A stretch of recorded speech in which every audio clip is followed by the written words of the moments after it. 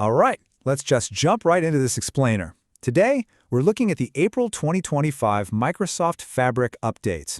And honestly, the big theme here is turning your daily data engineering friction into pure flow. If you're tired of being bogged down by repetitive coding, totally stressed out by migration headaches, or chasing invisible database bottlenecks, well, you're definitely in the right place. Here's our roadmap for the explainer today. We're going to cover four main areas: low-code AI data tools, upgrading the data warehouse, real-time intelligence challenges, and finally, SQL database performance boosts. Okay, Section 1, low-code AI data tools. We're going from boilerplate to breakthrough. Look, we've all been there. Think about the massive amount of time you waste just writing basic data manipulation scripts. Before you can even start analyzing anything, you're stuck hammering out boilerplate pandas or Spark code just to clean, pivot, or split up your data. It is literally a momentum killer when all you want to do is get straight to the insights. Well, Fabric's Data Wrangler is stepping up to fix that. Think of it kind of like Power Query for Python. It's getting three massive AI upgrades. First up, we've got rule-based automated suggestions. The AI actually analyzes your data and uses built-in logic from the Microsoft Prose team to suggest operations like unpivoting totally automatically. Second, there's full Copilot integration. This means you can just type out plain natural language and convert it into custom code, complete with a real-time preview before you even commit to keeping it. And then there's the third capability, which is happening under the hood. And honestly, it's a real game changer. Data Wrangler automatically converts your Spark data frames over to pandas, so you get those lightning-fast real-time visual previews. But, when it's time for production, PySpark is the heavy hitter you actually need for massive scale.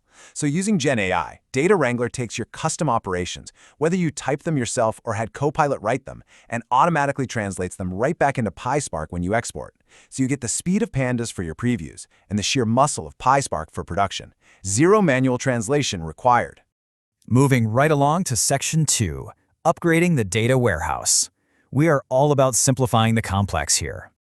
This update is a massive nod to all the old-school T-SQL developers out there. Along with the new general availability for dropping and renaming columns, which, let's be real, are absolutely essential design tools, session scope distributed temp tables are now fully supported. So if you're managing intermediate query results in your batch jobs, you can now spin up these tables seamlessly. Plus, Fabric gives you some great flexibility here. They can be backed by distributed Parquet files or non-distributed MDF files. Just a quick heads up though, if you do go the non-distributed route, remember you gotta prefix your table name with that classic # or hashtag.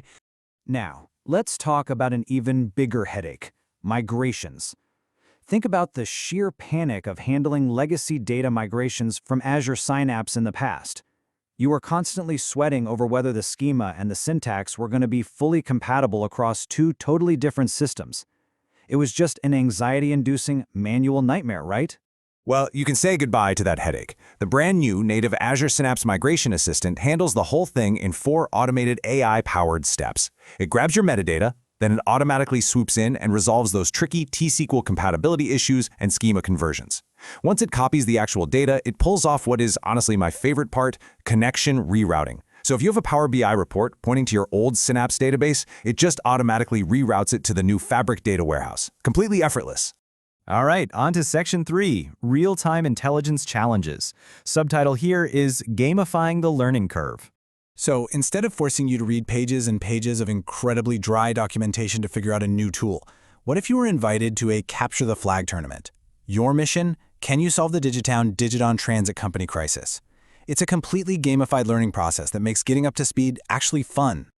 By actively tracking down clues and analyzing data to solve this whole Digibus crisis, you naturally learn how to wield a really powerful real-time toolkit. You're getting hands-on experience writing Kusto query language, and you're practically applying tools like Event Stream, Event House, real-time dashboards, and Activator.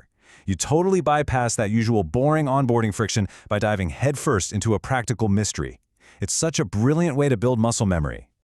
And that brings us to Section 4, SQL Database Performance Boosts. We are stopping operational havoc in its tracks. If you work with SQL at all, you know the absolute terror caused by a lead-blocking query. It's that single, rogue, root query that just bottlenecks everything, locking up resources, freezing out other developers, and severely disrupting your entire operational workload. And historically, trying to track that thing down while the database is actively lagging? Yeah, it felt exactly like searching for a needle in a haystack.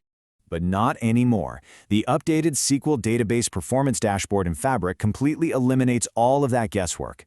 It now explicitly exposes the lead-blocking query right to developers. No more hunting around. The dashboard practically points a giant neon sign at exactly which query is causing the problem. You can quickly isolate it, clear out the bottleneck, and instantly restore performance across your workloads. So, let's bring this all together. When you look at these massive leaps, from the low-code AI in notebooks to that fully automated Synapse migration assistant and instant bottleneck detection in SQL, your daily friction is practically vanishing. So the real question I want to leave you with today is this. With Microsoft Fabric automating all the heavy lifting, how are you going to rethink your data stack's efficiency? And what kind of groundbreaking insights are you going to build with all your reclaimed time? Keep learning, keep building, and I'll catch you in the next explainer.